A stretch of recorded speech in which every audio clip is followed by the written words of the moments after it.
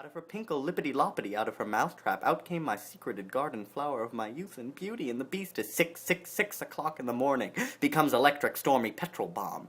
Shriek! Shrink! Shock off to a shack, sick, soak, seek, a sleep, slope, slap of the dark to shelter, skelter, away, a wail, a whirl, a world away. Slit, slat, slut. That bitch a botch an itch in my shoulder blood. Bitch botch itch. Slat itch slit botch. Itch slut bitch slit. Put my hand to the baby, and scissors, seizures, seize you, sizzle. Metal cross me out, cross my heartburn, sunburn, sunbeam, and my eyelash, your back. Or garlic, lickety split me in two with the stink bomb-tastic. Or pin, prick, cockadoodle, do you feel it?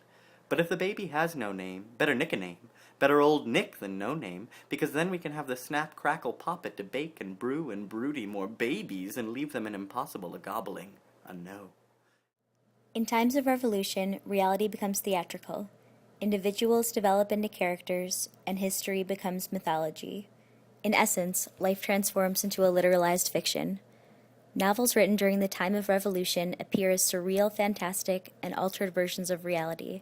However, these authors create ambiguous portraits of reality that comment on a socio-political actuality. By artistically utilizing novelistic devices which formally comment on thematic historical content, artists and writers express a unique relationship to the concept of revolution.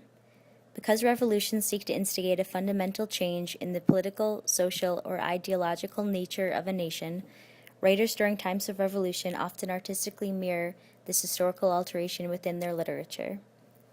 These texts struggle to articulate ideas that resist conventional uses of language. These authors write these texts through a speech of silence, through words that are limited by their meanings, through voices that do not know how to speak of a world unimaginable. And fuck you. You can't explain the worthless content of your play in the fucking thing itself, in the gesture of the writing versus the writing itself. No. It's relational. It's totally the author of like artist and his context with the art object in the art world. Let me read what I just wrote for a second. Oh, so like the performative quality of how the artist creates the work transcends the work itself. And oh my god, be grateful I finished that thought and this one. Like the state of mind, state of intoxication I am in. Thinking about the writing this shit and fuck, now I'm self-deprecating. Nothing could be worse. I have an iPad. It's right next to me.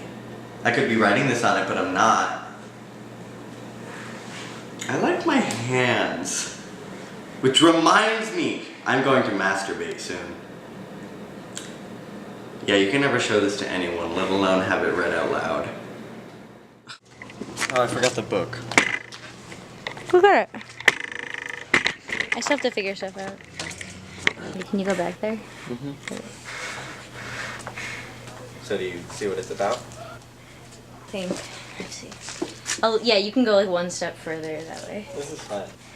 On this side, stop I do. I think you should just do it. I want to keep the shadow. I need my Do water. not go towards that window. Sorry.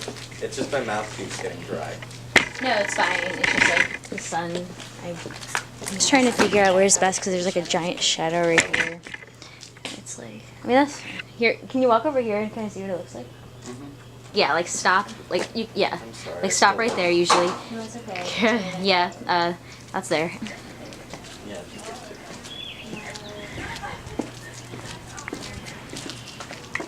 But yeah, I think you should just do it. Whoa, I stopped for a long time and leaned back in my chair. I've made a vow to not mention one specific thing in this drunkalogue, and that one thing is the inciting incident of this, event. And there will be... I was at Smog, and there was a circle pit. And there will be... Oh my god, I didn't want to say what I was about to say, so I totally forgot it, and I'll describe a mental image of the sword that I said I could not describe before. Suddenly the guy next to me just starts flailing his arms as if he was moshing. And worrying about continuity and whether or not you can remember that some of my thoughts are images and that I wasn't going to describe them, but now I will. But the next moment, I looked at him, and he looked at me, and then he punched me in the face, like right in the jaw, right here. And then I immediately punched him in the face as hard as I could. But it's the action of letting oneself go. And I felt something crack, and then he looked at me, and he ran away. Now I feel like my pinky might be a little fucked up. It was bad form. I was drunk. I sat down expecting a performance, but instead he just started eating, mumbling nonsense to the audience. To be honest, I just didn't really get the whole performance. I didn't know what it was about. I didn't know the narrative. I, thought the acting, I guess, was okay. I suppose he did a good job eating. I guess he had a costume, was wearing makeup, and seemed to have props or something, but he didn't even seem to be aware of the audience. He was just too focused on his food and, whatever he was going on and on about, and which just seems like too much food for any man in, real life and everything. But then again, this was theater, and I suppose I, got what I paid for or something. At the end of the day, it just looked like this guy was just sitting on some brown couch eating disgusting chicken wings and a side salad and pasta. I couldn't believe this was theater. It doesn't even look rehearsed or practiced. Why I came to watch this toothless man eat and babble is beyond me. I would never come to see the show again. Only once the narrator ostensibly silences the main character, who, interestingly, seemingly desires to censor himself, is the main character given agency again. While the narrator assumes that the main character desires to live even while he is silenced, Platonov presents his main character with an apathetic attitude towards life.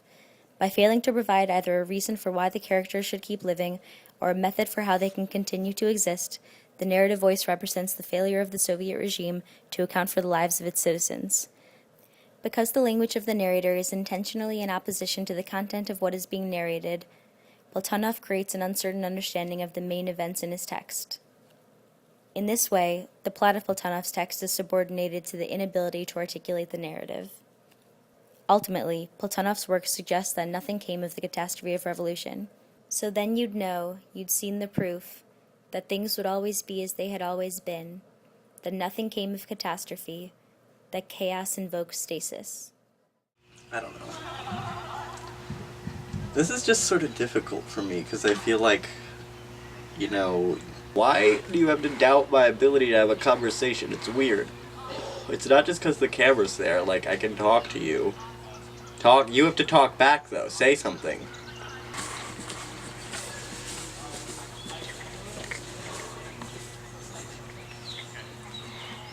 The only other context where I'm supposed to, sit across from someone and talk to them and, forced to have a conversation is obviously therapy.